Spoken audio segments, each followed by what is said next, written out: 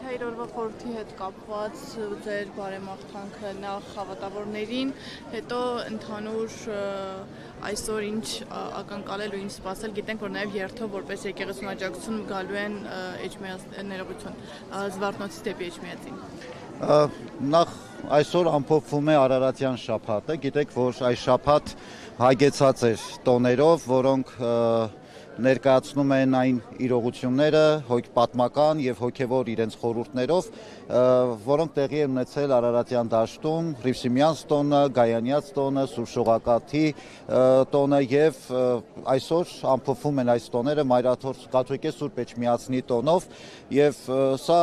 այս տոնը մշտապես մեր ժողովրդի համար, մեր հավատացյալների համար եղել է ուխտագնացության օր։ Պարզապես այս տարի բացառիկ է այն առումով, որ նաև այսօրվա առիթով հանվել են 7 սրբություններ Մայրաթորում պահվող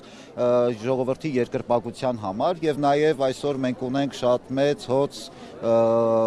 խմբեր, մարդկանց ուխտավորներ, որոնք որ տարբեր հատվածներից մեր երկրի գալիս են Մայրաթոր մասնակցելու Սուրբ Պատարագին եւ խոնարհվելու այս սրբություններին։ Այս առումով բոլոր այս սրբությունները տարվա ընթացքում տարբեր տոների առիթով միշտ էլ դուրս են բերվել ժողովրդի երկրպագության համար, բայց բացառիկ է այն իմաստով, որ այս 7 սրբությունները այսօր առաջի անգամ է, որ այսպես բոլորը միասին են դուրս բերվել մեր ժողովրդի երկրպագության համար։ Իսկ Մայրաթոր Սուրբ Էջմիածնի Մայր տաճարի տոնը այսօր մեզ համար հոգևոր նորոգության, ուխտագնացության, մեր ինքնությունը վերարժևորելու, վերաիմաստավորելու առիթ է, որովհետև Մայր տաճարը բոլոր աշխարհասփյուռ մեր ժողովրդի հոգևոր տունն է, որտեղից որ ծնվել ենք բոլորս իբրև քրիստոնյաներ եւ այսօր մեր ժողովուրդը, մեր հավատացյալները գալիս են իրենց խոնարհումը բերելու եւ նաեւ իրենց ուխտը նորոգելու Մայր տաճարում։ Տեր հայր, այս տարի բացառիկ է նաև նրանով, որ տոնը նշվում է մի պայմաններում, երբ իշխանությունների կողմից ակնհայտ հարձակում կա հայ առաքելական եկեղեցու նկատմամբ, տեսախցիկների նայելով, բայց պատասխանեք Տեր հայր, սա ինչով եք պայմանավորում, այս հարձակումը ինչ խնդիր են փորձում լուծել սրանով։ Դե շատ դժվար է հիմա մեկ բառով նկարագրել ինչ խնդիր են լուծում, այս ամբողջ ընթացքը վերջի այս ամիսներին կամ վերջի այս շրջանում տեղ ունեցող իրադարձությունները բոլորիս աչքի առաջ են եւ տարբեր առիթներով Մայրաթորը հայտարարություններով հանդես եկել է, դիրքորոշում արտահայտել է, պարզապես պիտի արձանագրենք, որ ցավալի է, որ մեր իրականության մեջ կարող են այսպիսի դրսևորումներ տեղի ունենալ, տեղ գտնել, բայց գիտեք, որ Մայրաթորը Սուրբ Էջմիածինը դարեր շարունակ կանգնած է եղել ամուր եւ արդեն ինքը վկայություն է մեր հաղթական հոգու ամրության, քրիստոնեական հավատքի, մեր ամուր դավանանքի եւ կարծում եմ, որ այս փորձություններն էլ կանցնեն եւ այսօր մեզ համար շատ ավելի կարեւոր է Էջմիածնի խորհրդով զորացած շարունակենք մեր կյանքը կերտել, մեր հայրենիքը ավելի ամուր, հաստատուն պահել եւ նաեւ մեր հոգեվոր կյանքը ավելի անվտանգ դարձնել։ Իսկ տեսնում եք մարդկանց մեջ ակնապ, ասենք վախի մթնոլորտ, որ իրենք ավելի շատ հակված են դեպի եկեղեցին, ավելի շատ գան, քան երբևէ, քան նախկինում, քան իշխանությունների այս արշավը։ Գիտեք, վերջի շրջան ասելով նկատի չունեմ օրեր կամ ամիսներ, վերջի շրջանում մանավանդ հետ պատերազմի այս շրջանում մեր եկեղեցիներում մենք նկատում ենք, որ մարդկանց հոսքը շատ ավելին է եւ մարդիկ եկեղեցիներում մանավանդ պատարագներին մասնակցությունը մարդկանց դրա լավագույն ցուցիչն են եւ տեսնում ենք, որ մարդիկ շատ ավելի այսպես ակնածանքով, հավատքով, խորը ակնկալիքներով, հոգևոր ապրումներով մասնակցում են պատարագներին, մարդկանց հոսքը ավելի շատացել է բնականաբար։ Ի վերջո, որ պահից է քաղաքական իշխանության եւ եկեղեցու միջև այդ անջրպետը ստեղծվեց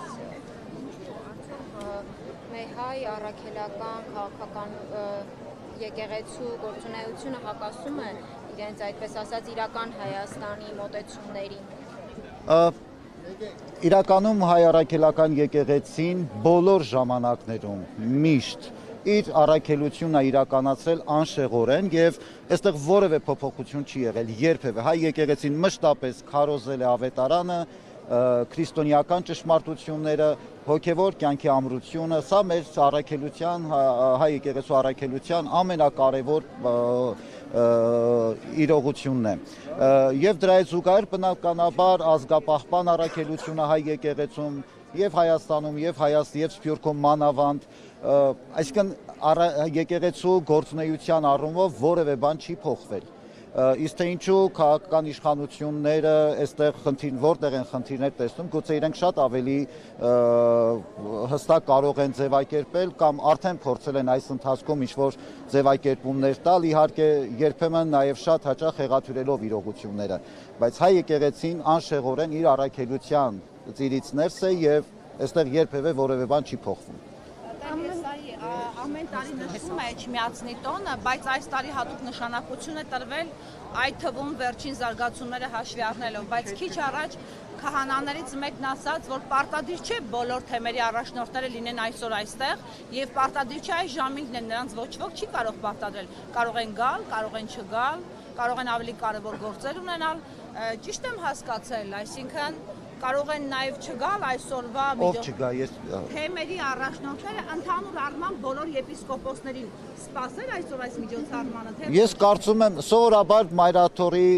կաթոլիկե Սուրբ Էջմիածնի տոնին մեր եւ միաբանները,